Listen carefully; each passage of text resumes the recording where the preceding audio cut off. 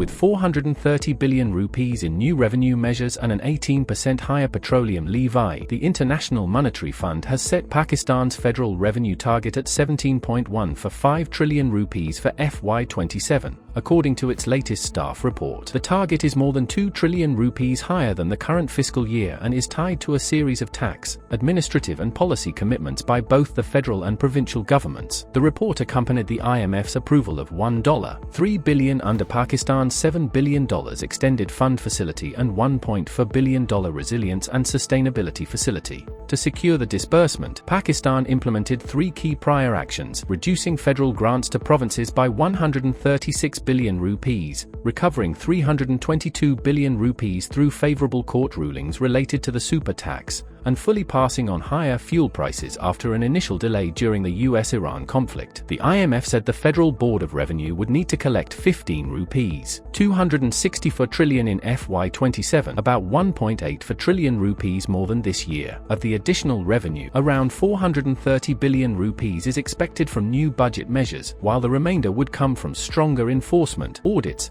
digital reforms and improved tax collection. The 4 provinces have also committed to raising nearly 430 billion rupees in additional revenues, mainly through better collection of sales tax on services and agricultural income tax. The IMF has set a petroleum levy target of 1.73 trillion rupees for FY27, up 18% from this year, implying that the average levy could rise to around 100 rupees per litre. The report noted that 40% of Pakistan's population remains economically vulnerable. To provide relief, support under the Benazir Income Support Program will be increased to 18,000 rupees per family from 14,500 rupees. Defense spending is projected at 2.665 trillion rupees next year, while interest payments are expected to rise to 7 rupees 8 trillion. The Federal Public Sector Development Program is projected at 986 billion rupees, with provincial development spending estimated at 2.5 trillion rupees. The IMF estimates Pakistan's external financing needs for FY27 at $21.2 billion,